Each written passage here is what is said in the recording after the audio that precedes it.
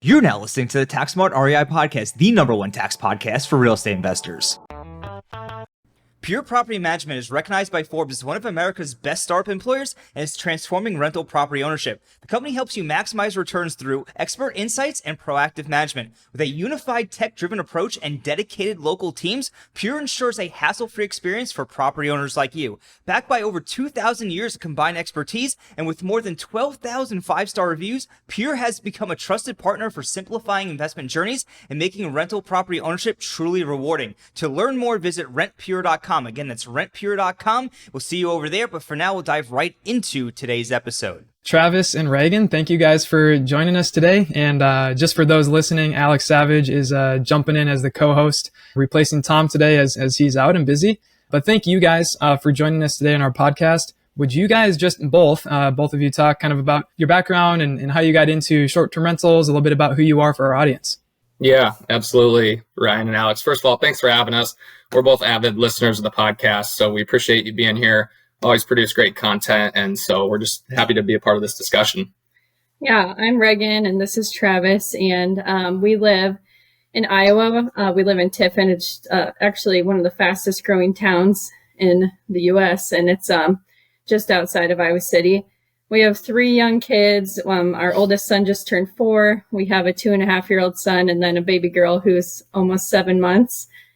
And they're so much fun. They definitely keep us very busy. And Travis and I met at the University of Iowa, and he was just finishing up his football career, and he was finishing a grad degree, and I was an undergrad. So we met there, and then I'll kind of let you continue on. Yeah, sure. So I'll do my best to kind of give you the Spark Note version of how we got involved in real estate, more specifically the short-term rental investment side of it, but we do have long-term rentals, mid-term rentals as well. So I'll try to keep it as short as possible. I'm sure we'll dive a little bit deeper into some of the topics as we go. But like Reagan said, I was at the tail end of my football career at the University of Iowa when we met each other. And I was kind of struggling, like a lot of athletes do, post-college, of like, what am I going to do and kind of what's the next step? And so I got really into reading, really into listening to podcasts. I'd read any and every article I could about how people build wealth and kind of folks who are at the pinnacle of their career and how they got to where they were. And so it was kind of unique how we stumbled into real estate investing, because it was through reading books and realizing that a lot of the wealthy people in the world had some sort of real estate. And so I remember having discussions with Regan early on in our dating or in our relationship about like, hey, I don't know necessarily what I want to do, but I do know I want some type of real estate to be part of our investing strategy.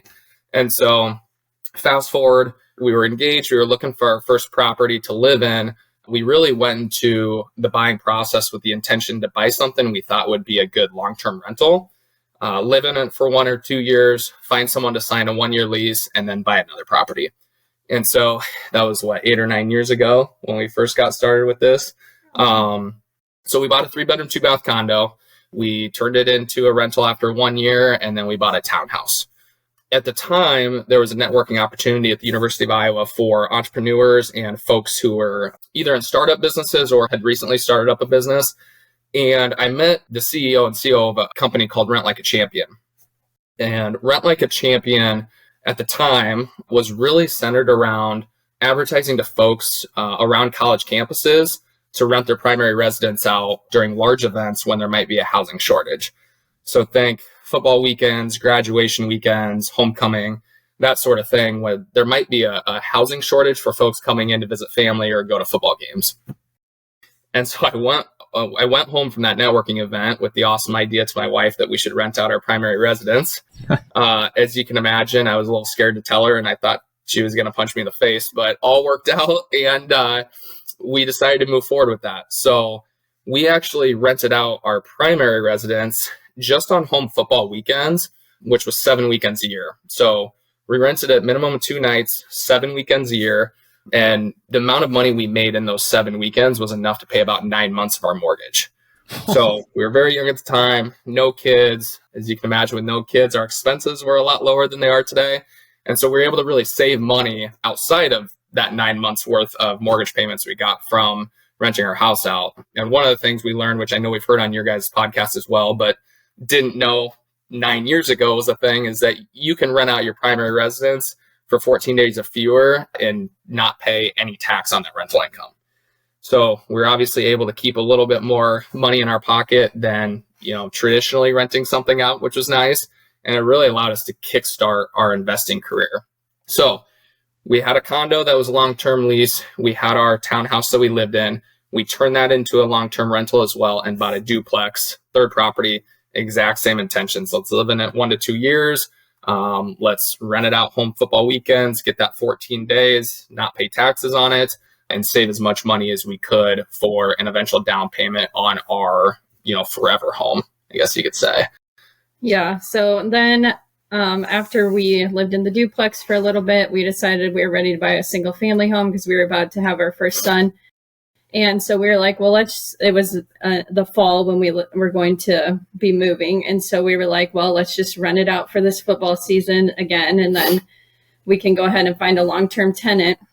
But then what we did not expect is that we were getting all these bookings for weddings in the area and for people visiting family and for contractors working on local jobs. And our calendar is really filling. So we were like, hey, let's give this short-term rental thing a shot, and listed it on Airbnb and Vrbo. And that's when we kind of switched into thinking about ourselves as mostly short-term rentals. We still have our two first places are still long-term rentals, but from here on out, we've done all short-term rentals and midterm rentals. But I do have to say, after we moved into this house, which we currently live in, the single family, I was like, we're about to have our son. I'm like, we're never doing the thing where we rent it out while we're living in it again. And Travis is like, yeah, okay. And I'm like, no, I'm serious. Like, we're never doing it. And then in 2023, we had 2 kids at that point, and I was pregnant with our third, and I was still in like that nauseous first trimester phase. And Travis was like, hey, what if we just rent out our house for like 2 football weekends? And anyway, we ended up doing that. We had to put all the kids' toys, our clothes, everything, all our pictures in storage, in the storage room. And it was so much work. But then the only reason he convinced me is because we ended up going on a 9-day vacation to Oceanside, California. So we were staying there during those 2 weekends. And then those stays paid for that entire trip. So, but now we're seriously done doing that. So I honestly kind of forgot about that we did that in this house. Yeah. Wild. Yeah. And then so to kind of wrap it all up, from there for the next 5 years, really, we've purchased 1 single family rental property as a short-term rental each of the last 5 years. And so we really took advantage of doing cost seg studies, bonus depreciating the asset, getting a good sized tax refund at the end of the year, even off my W-2 income. And then we would utilize that tax return as a down payment on another short-term rental the next year, and kind of rinse and repeat. And we just kind of built our overall asset base by doing that and getting a big tax refund at the end of each year. So that in a nutshell is our short-term rental story. We're now up to 8 properties in 5 different states that we own. We've also got 11 units that we operate as rental arbitrage units to traveling nurses. So those are fully furnished accommodations. We got the 2 long-term rentals, and then we manage other folks' properties as well. So that in a nutshell is our portfolio today. Yeah, that's amazing. Great story. And I feel like it's not uncommon to hear this story where it's, hey, you get in with, you buy a rental or you buy a primary and then you turn it into a rental, or you kind of rent it out just a little bit. You kind of get this bug of like, hey, we want to do more of this. And then you just continue to acquire more properties. So good for you guys and willing to kind of sacrifice some of the like, this is like our personal space, and being able and willing to rent that out. That's fantastic. So good for you guys. Pretty clear, why you guys went into the short-term rental space. You guys had some pretty early exposure to that, but that wasn't before like Airbnb or VRBO came out, right? Like at that point, I think you said like 10 years ago, those were available, and that was like kind of the primary platform. Okay. And then obviously you started in Iowa. Where are the other states that you guys are in right now? You mentioned, I think, 5 other states. Yeah, we have Utah, Minnesota, Montana, Missouri, Branson, Missouri, Michigan. We have a couple in Michigan. That's it, right? That's it. Yeah, no, that's good. So mostly you guys are in Iowa, just for listeners trying to keep track of all this. So mostly like upper Midwest, which is cool. I have usually found people are looking Tennessee, North Carolina, Florida, kind of the Southeast or like the Southwest for kind of warmer vacation areas. Are you guys trying to kind of stay local to where you guys are, or have you guys kind of branched out to other markets that might be more appealing, or why stay more kind of north, Midwest? Is there a reason for that? So when we started, it was more Southwest Michigan. We're in several areas that are within a 2-hour driving distance of Chicago, which was kind of our core business model is find areas that are within driving distance to large U.S. cities, and find a reason of why people would travel there. So in Michigan, we're very close to Lake Michigan at several of our properties. Minnesota is on a lake. So we kind of look for destinations where people might gravitate towards by driving a car, not necessarily, hey, we're going to fly here. Now, Utah's kind of an outlier in that mix, right? But all of our other rental properties are within a 3-hour drive of some type of major city. And so that was strategic when we started looking at places to invest in. Yeah, we have a new one in Colorado now too. We forgot that. So the Colorado and Utah are kind of like, we just love going to those places. And so we found something that we could make work and that we can occasionally visit. And yeah. I have a kind of follow-up question on your guys' intro, not to take you guys back here, not to get off track, but you guys both were working W-2 jobs, right? When you guys first started into this journey. And eventually Regan transitioned to out of her job to manage these full time and spend time with the kids. And Travis obviously still has his W-2. If you don't mind, walk us through that transition, because that's kind of like the dream, really. Transition yourself out of a job and have the short-term rentals, continue your lifestyle. And walk us through that transition, how that was. When did you guys take that leap? How was that? Give us the dynamics there. Yeah, I can start out with that one. So she had been a elementary education teacher for about 5 years. I work a W-2 job. Coincidentally, I do work in commercial real estate, which is kind of nice because you can kind of learn the ins and outs, which helps us in our business. But yeah, we were both working W-2 jobs. And early on, I think we were up to 5 rentals while we were still both working W-2 jobs. And we got to the point where we were either going to have to slow our growth in our real estate investing journey, or one of us was going to have to quit our W-2 jobs. And we've been very fortunate in the places we've invested in that we have produced enough cash flow to be able to make it make sense. That mixed in with the fact that we now have 3 kids. We had 2 kids at the time of her quitting her job. But now that we have 3 kids, you talk about daycare costs and, the amount of money we're making in cash flow and the ability to utilize the tax loopholes to get those refunds back at the end of the year with my W-2 job. It just made sense financially. So, and let's be real. Whenever he always dropped our first son off at daycare, and when I had to take him, he would cry, and then I would cry on the way to work. And I'm like, I just want to be home with the kids. And I never expected to do that. I got my master's, and which was really dumb because I thought I was going to be teaching for a long time, but then I ended up quitting a year later. And we're like, let's just try it, see if we can make this work. And it's worked out really well for us. So yeah, the other thing I would say is, when we sat down and went through the pros and cons, she's a lot more patient on the operations side of running our business, communicating with guests, cleaners, handyman, you name it. Parenting. That too. She's definitely the more patient one. And I am very fortunate and blessed to be in a position that the W-2 job I work in, I absolutely love. I get to manage folks across the state of Iowa and Illinois, and just a really talented and fun group of individuals to work with. And so we were kind of at a crossroads where we wanted to continue growing our portfolio, but if we were both working full time, it just probably wasn't going to happen. And, it was kind of a dream of hers to stay home with the kids. And so we just made the transition, and it's been going great ever since. Like I said, she runs 95% of the business, and it's awesome.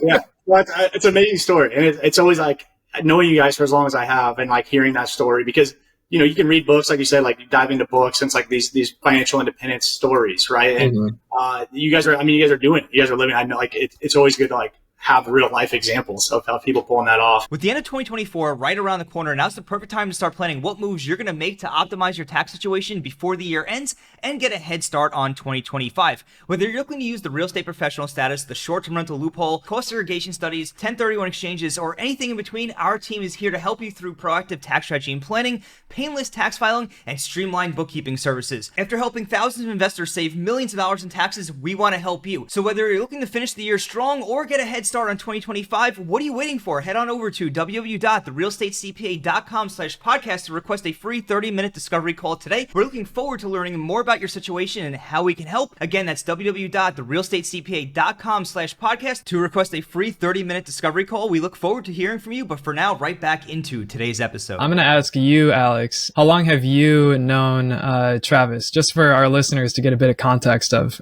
you guys'? Yeah, great question. I met Travis. We were probably fourth or fifth grade. We'd be playing basketball against each other. Eventually, we played on the same team, and we travel around and play. He was kind of always my best friend on the team. So we've known each other, played basketball together for a long time. Yeah. So for our listeners, if you ever want to get on our podcast, you just have to be an elementary school friend, someone who works at Hall CPA. But I actually wanted to go back to Regan to ask you a question. If you're doing more of the like operations and like management and dealing with guests and stuff, what are like some of the tools? You could talk about tech that you're using, but like, how are you running things as a busy mom? You've got so many of your own properties. You've got long-term rentals, you've got kids. And as they get older, right, you maybe are helping them more with school stuff and more sports stuff. Like, how are you trying to keep your time limited, but be efficient and profitable there in the business? Like, what tools are you using? Are there any things that you would recommend to listeners who are like, hey, I know that I want to go buy a short-term rental strategy. I love that tax strategy you guys are talking about. We want to build wealth with real estate. Like, what are things that you're doing to keep things efficient? Yeah, I'm not going to lie and say that it's easy, because I feel like all the problems happen when I'm like out with all three kids and the two of them are having tantrums or something. But there's definitely some things that we've done that help. I'd say number one is building a solid on-site team, especially because we have properties in different states. Obviously, we can't be on site. And so having a cleaner and handyman that you trust. I have contact lists. Something that really helped me is I made like a master document for every property that we have. And so I have every single detail on there, from what size the heater filter is, to the lockbox codes, to contacts for HVAC, plumbing, everything that we could possibly need when issues arise or questions we have. Because I found I would constantly be like digging through text messages and things, trying to find information that would take time, or like Googling people to help us. So right when we get a property, I make that document and just put and add in things as we go along. And that way, whenever you need something, it's a lot more efficient and takes less time that way. I would say, as far as tools that we use, Price Labs we use for pricing. That's definitely huge, because there was one time before we were using Price Labs when we forgot to, there was this Balloons and Tunes weekend in Utah, our house in Utah, and we forgot to jack up the prices for that. And we ended up like talking the guest into rebooking at the price it was supposed to be, which is like really lucky. They booked it for like $100 and it would go for like $800 a night. So Price Labs has definitely saved us on that front for sure. I would say some other technology that we use, definitely smart thermostats, any whatever kind there's lots of different kinds out there. They all work great, but we have different kinds at different properties. But I'd just say being able to monitor the temps from our phones is really important. Smart locks, so we can do automated codes for guests. Don't have to be manually changing those. We have a direct booking site that we built through WordPress, and we did not have a property management system for the longest time.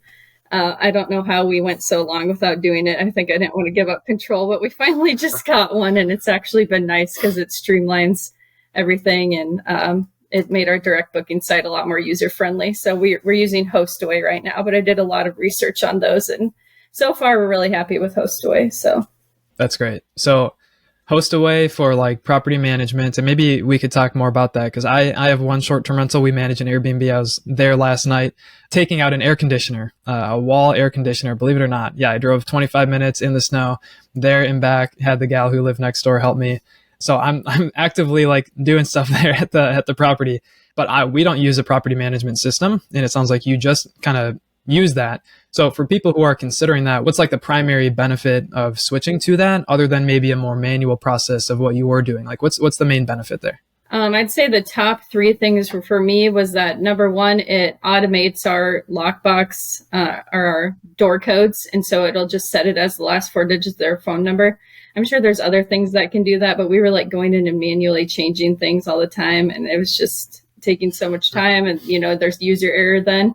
So that definitely was huge. And then I built the direct booking site on WordPress, and I'm not a web developer, so it was not that easy to use. And so now everything is through HostAway's like checkout and platform and everything. So it's a lot easier for our guests to use. And then the messaging and the reservations are all within that one system, rather than having to go to Vrbo and Airbnb and the direct booking site and go to each place. And I will say Vrbo is kind of behind the times. And so they don't have like automated messaging and stuff. So I was having to put notes in my calendar to remember to send check-in messages every time. And yeah, so that's HostAway's made it more automated for me. Okay. Yeah. So we have Wi-Fi is like the door security thing. Do you guys just use, I think it's Quickset or Schlag or whatever it is? We have both, yeah. Both. Okay. I'll just have to look at that for myself, because that would be great, because we do the last 4, but I'm literally manually going in, and maybe just with one property, it's kind of like, hey, it takes me like 30 seconds to change that. But maybe there's just a scale that you get to kind of say, hey, yeah, it's worth the property management system. But yeah, so we've got property management. We've got making sure, AC, heat is good, because you can even tell then, hey, something's broken or the AC is off or whatever it is. We've got getting in, so a good, clean check-in, check-out. We've got automated messages through the property management. But my other question there too, as you are kind of the first thing you mentioned, is you're looking for like cleaners, handyman, whatever. That is something that scares me, as I even think about even getting something like 2 hours away. I'm in Minneapolis. I've thought always like Brainerd, kind of Baxter area up there north would be sweet. But as I've even thought about that, you don't know anyone. So are you finding people through like a Facebook group, or is there like an app you're using? Talk to us about that. Yeah. So number one, yes, Facebook groups have been huge. And obviously different markets have different, some don't have Facebook groups first off, but the bigger towns or the bigger short-term rental investing areas, they all pretty much have Facebook groups. And those have been game changers for us. Some of the markets we're in, we'll put something in there and we'll have 15 answers in a day. The other thing I would say that is it's probably not very traditional to do, but we would actually reach out to other Airbnb and VRBO hosts and just say, hey, we're newer to the market.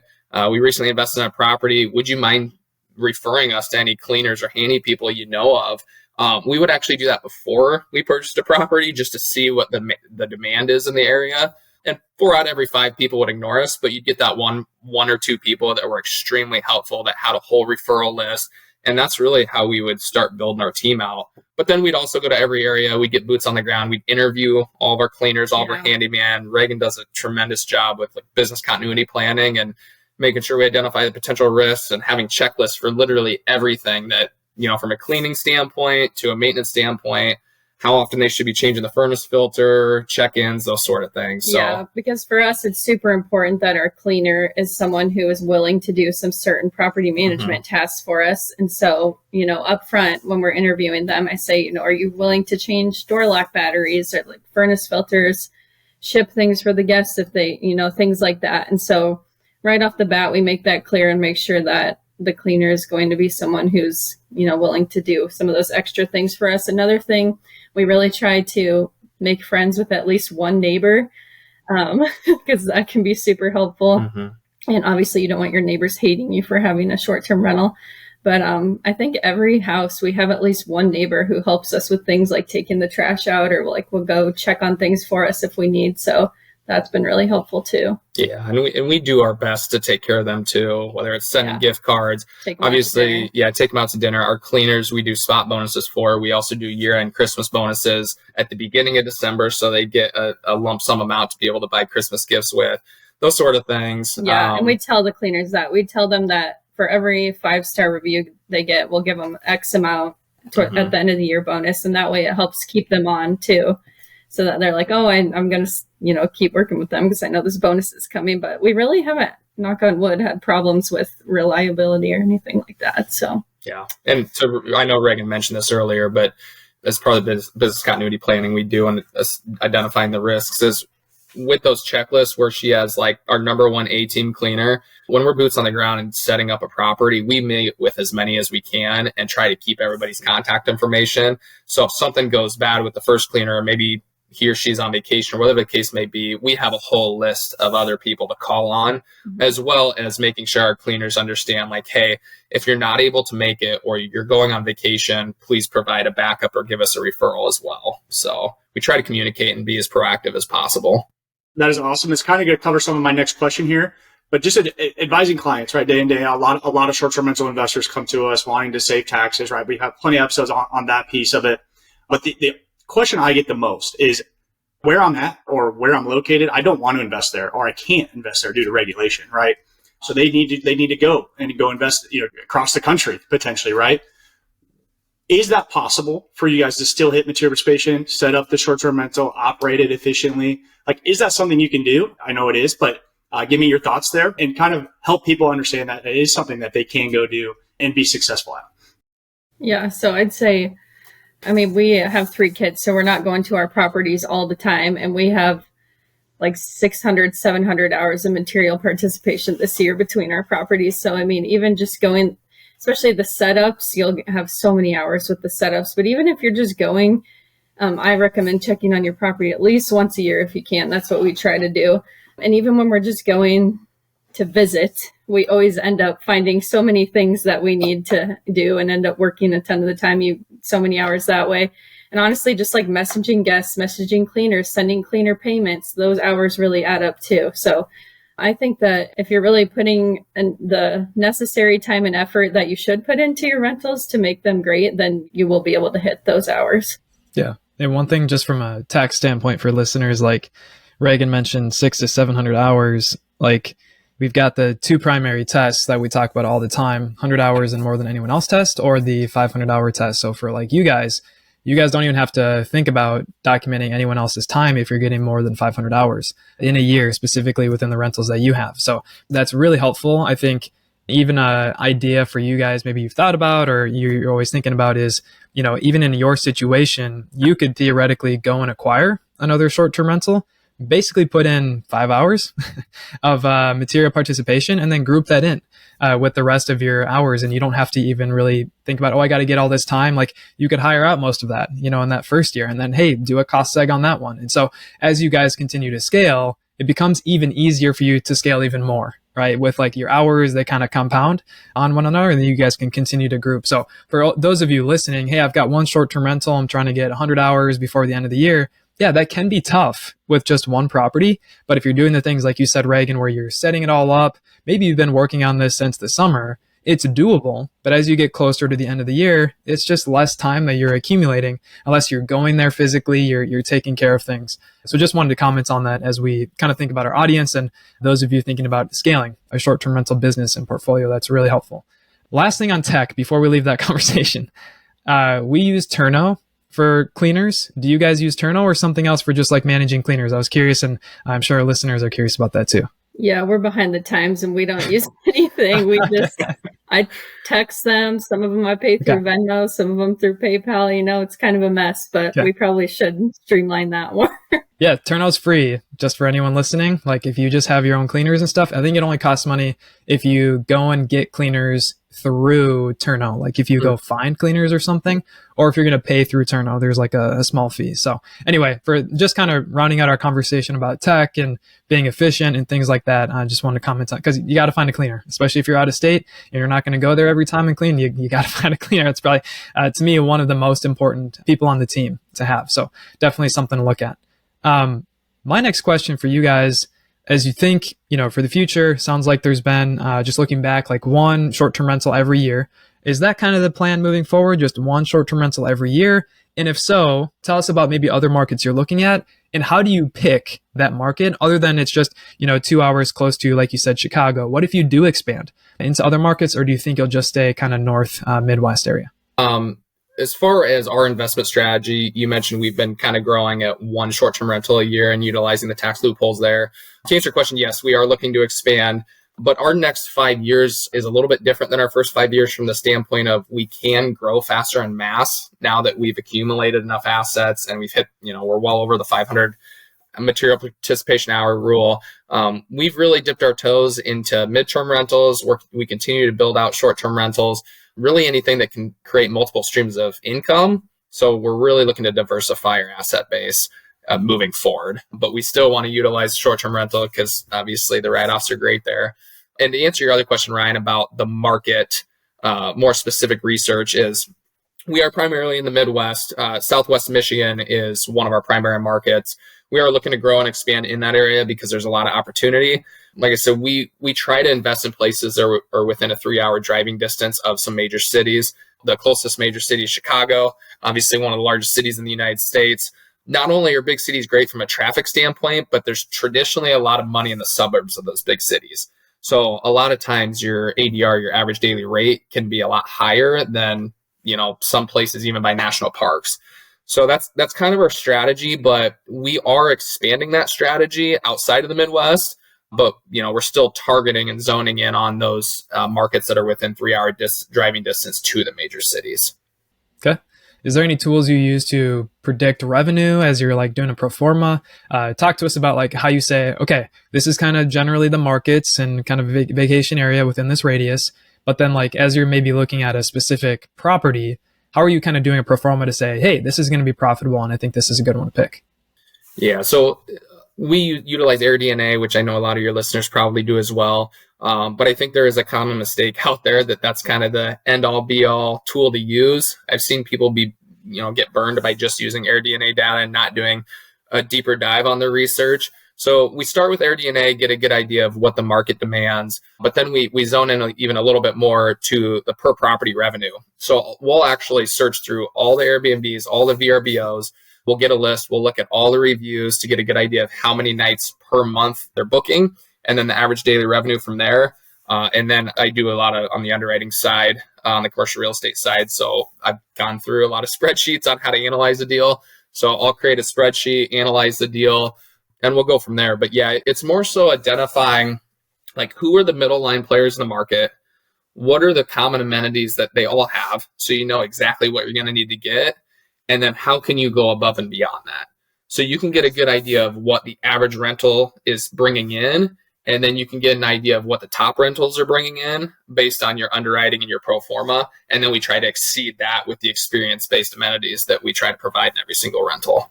Yeah, so all of our properties either have some kind of mural, game room, hot tub, sauna.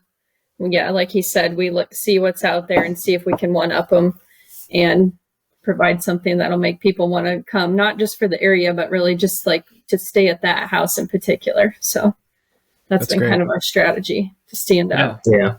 One other big question I have asked myself and common everywhere, and especially it's just a changing environment, is like the regulations around short-term rentals. Short-term rentals kind of being banned or, paused or whatever it is, reducing, licenses, or they're being more picky on licenses. How do you guys evaluate like, hey, this is an okay area, or this is an okay association, this lake is fine to buy properties around? How do you guys vet that? Or is that just something that you kind of put on your realtor? And if it is something that you put on the realtor, how in the world then do you find a good realtor who's like knows that, the regulations and stuff like that? Tell us about like making sure that you don't get banned from just, your whole analysis and underwriting is around the short-term rental. So how do you protect yourself from regulations? Yeah, we do start with the realtor. But again, I think that's a mistake that a lot of people make is they just go with the realtor's word. And people need to understand that the realtor is trying to get a house sold. They're not necessarily always looking out for I love realtors, work with them all the time, but not all of them are looking out for your best interest when it comes to identifying a short-term rental property that's going to work long-term. But starting with the realtors, but then really getting down to the local level. So your counties, your townships, your cities, doing research online, but then also just reaching out to folks. We belong to a couple different townships and we're heavily involved to make sure that what's in their bylaws and the rules and regulations are favorable for short-term rentals. We get to know people on the board. We attend the annual meetings. That's obviously once we're there. But even when we're doing research, we're reaching out to city council people, local township members, if it's in a township, to see, you can find online pretty easily whether or not it's currently legal. But the question is it going to be legal 1, 2, 3, 5, 10 years down the road, right? Because we've seen people burned where they think they're operating a short-term rental legally, and then they pass a rule or regulation, and now they're not able to operate. So a lot of the markets we're in heavily rely on the tourism from the short-term rentals. And so it doesn't seem like they would ever go anywhere, but it is kind of scary just not knowing what could happen. Mm-hmm. Yeah, that's really helpful. And probably wouldn't think to do all of that kind of extra work, attending meetings and reaching out to city council people. I know that, you can just Google, hey, this area are short-term rentals allowed and things like that. Good starting place, like you said. Good starting place also to speak with the realtor, see if they know anything else. But then, trying to take it to that, next step to really talk to local people who are in authority to say, hey, is this something that could be an issue in a year? Is there any talk about this? Looking at bylaws, things like that. That's great. That's kind of a next level thing that I think most people aren't thinking about, but maybe you guys have just had that experience to say, yeah, we got to do this. There's just too much risk. And if you are buying $1 million property or, something like that, and you're like, hey, this is going to work out. This is a whole year of, saving for this. It's probably worth taking a few extra minutes or hours to either attend those meetings, read those things, do that research to really vet whether that's going to be a risk for you. So I love that. That's fantastic. So guys, just as we kind of wrap up our time, we've talked about a lot of things, tech, markets, underwriting, things like that. It's been all really good. Any other just kind of like final things that you guys could think of? Hey, we haven't, talked about this. Just as people are getting started, we are thinking about our first property. We've got one property. Anything that you just say, hey, here's like our best piece of advice as you kind of think about getting started with short-term rentals. Yeah, I would just say that when you're building your team, make sure you're doing the due diligence necessary. People always come before profits. So make sure you're taking care of your people. You take care of your people, in turn, your profits are going to increase. So make sure you're building checklists, asking the right question, interviewing the right people, and then really making checklists to make sure you're doing your business continuity planning. So you can identify the risks. You have option A, option B, and option C, because managing remote, it's not easy, but if you have the right people and you have backup plans, it's honestly just as easy as being in person. So that's what I would say. Yeah, that's definitely number one. I'd say also just find a way to make yourself stand out. Add the extra amenities, spend the money up front. Just do it right away if you can, because if you say, we'll do it in a couple years, a lot of times the calendar fills up and it just doesn't happen. So do the things you can right away to set yourself up for success. And one thing I forgot to mention, if you are tracking your hours for material participation, I really recommend getting some kind of app to track that, where you can upload pictures and receipts and everything. We use an app, I think it's called Reps Tracker. Yeah. But that has been so helpful for us in keeping track of everything. Yep, that's a good point. Cool. Awesome. Yeah, and I'll vouch for them. I've been down to their Utah property, but down when I lived in Utah, and murals on the wall, game room in the garage, right? Beautiful property, a lot going on. To bring this whole conversation right to a point here, and really the main driver of having you guys on, I know you guys are moving into consulting, some co-hosting as well. I referred a client to you in terms of getting their ball rolling down the short-term rental strategy. Give us what you have going on. Give us what you guys' plans are for in terms of consulting, in terms of co-hosting. Where do you guys want to take that? Yeah, so we've been doing some property management. We manage a few properties started out with some people that we knew, but we've kind of been expanding. We just built a website. It's called shorttermrentaledge.com. And you can go there to find out more about all that we offer, but we offer consulting. So we really are here to help you with whatever you need, no matter what step of the process you're in. So we can help you analyze a deal and find properties. We can help you with setup, ordering items, setting up the actual property, building your team, doing all of that stuff. We can help with actual property management, design, anything like that. We have found that the setup process always is about 500 times more work than we anticipate, even though we've done this so many times. So yeah, on our website, you can find out more about all of the services that we offer. And we have a lot of free resources on there as well. We have an inventory checklist for when you're furnishing your rental. We have blog posts with lots of information that can be helpful when you're getting started with your short-term rental journey. So awesome. Is that the best place to find you guys? Website, or how else should they contact you? Yeah. And on the website, there are phone numbers and email are on there as well. So if you want to see more about our actual properties, we have a website and an Instagram, and it's Perry Dice Vacation Rentals, because our last name's Perry. So it's like nice. PERRYDISE. So Perry Dice Vacation Rentals. Love that. Awesome.